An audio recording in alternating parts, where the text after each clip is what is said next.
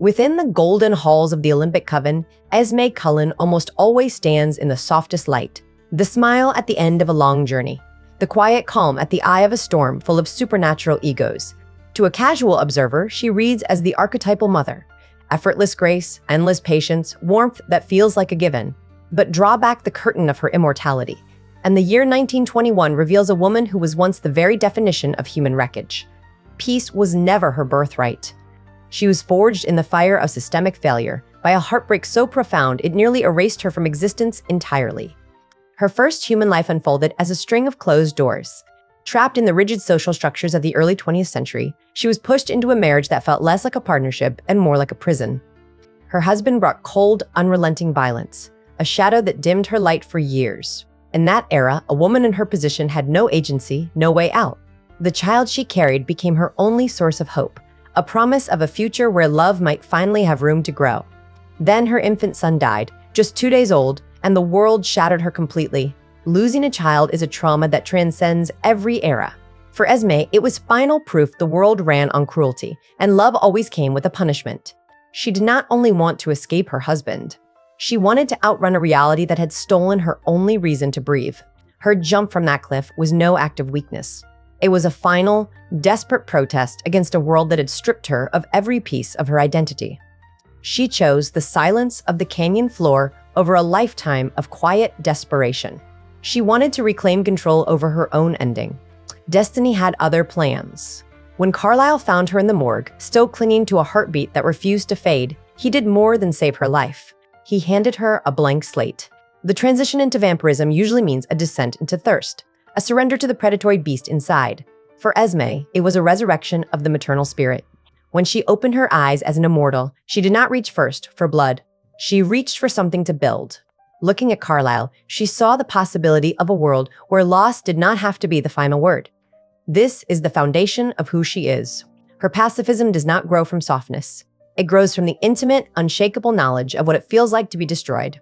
She turned her grief into a radical philosophy. Instead of letting trauma twist her into a hunter, she used it as the blueprint for an entirely new way of being. If the world was destined to be a place of death, she decided, then her home would be a sanctuary of creation. She did not only become a vampire, she became the architect of a family that should never have existed. Most people credit Carlisle with the Cullens' vegetarian lifestyle.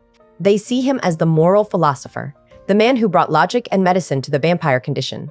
But Carlisle's philosophy lives in the intellect. Esme is the one who turned it into a lived reality. She is the emotional gravity that keeps the Olympic Coven from drifting back into their natural predatory instincts. If Carlisle is the mind of the family, Esme is the pulse. She is the reason their restraint feels like a home, not a prison. Her approach to vampirism stands as a direct challenge to the monster archetype.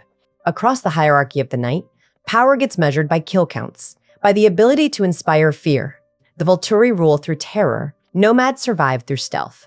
Esme measures power by the strength of connection. She understands the most radical choice a predator can make is to refuse to hunt.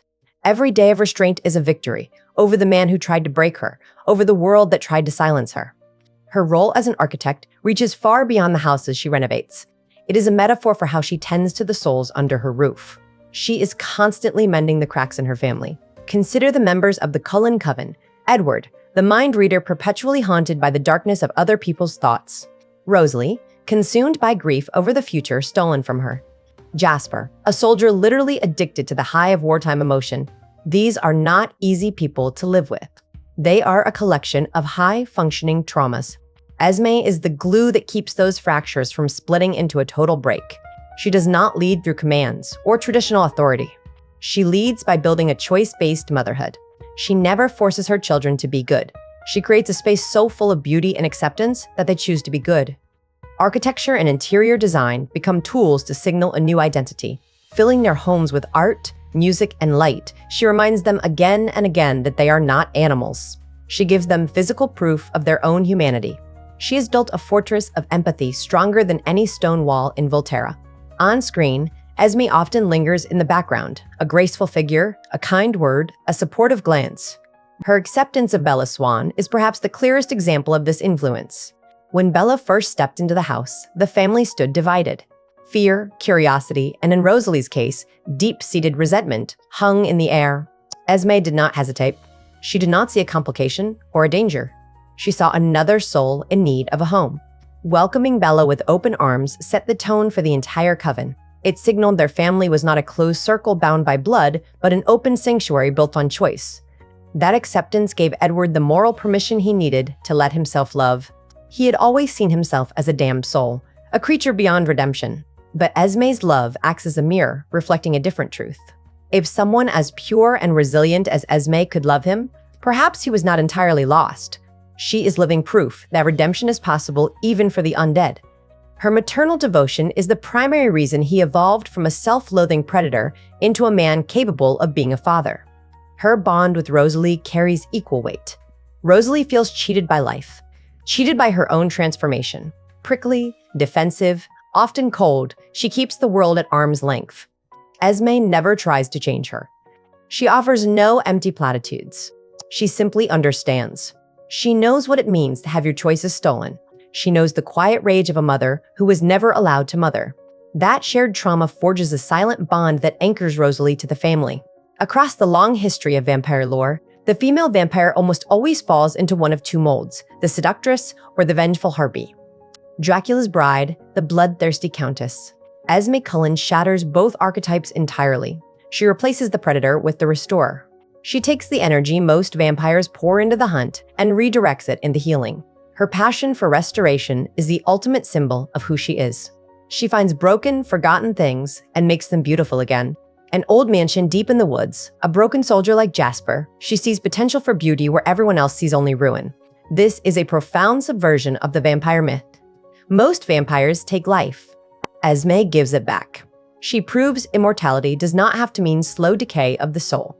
It can be a long, continuous act of creation. This is why her pacifism is a harder, more radical choice than all the violence of the volturi. Volturi power is simple. It is the power of the gun and the sword, the power to end things. Esme's power is the power of the seed, the power to grow things. It demands a level of patience and emotional endurance Aro could never begin to understand. Keeping a family of predators from preying on the world for an entire century is a feat of willpower that dwarfs any psychic gift. Looking at Esme Cullen's legacy means looking at a woman who completely rewrote her own story. She started as a victim of a world that did not want her, a woman who felt disappearance was her only option. She ended as the matriarch of the most powerful, most stable coven on the planet. She did not reach that place through combat or political maneuvering. She got there through the sheer, stubborn force of her empathy. When the Volturi marched on the Cullens in that final snowy field, they did not only face a group of talented fighters. They faced a family held together by something they could never understand. They faced the fruit of Esme's life's work. The allies who stood with the Cullens did not do it for politics. They did it because they had seen a different way to live. They had felt the warmth of Esme's home, the quiet strength of her peace. They were fighting for the world she had built. In a world of monsters, Esme is the one who stayed human. She is the heart of the Olympic Coven, the architect of their souls, the true reason they are more than just a myth. She chose life when she had every reason to choose death. And in that choice, she redefined the very meaning of forever.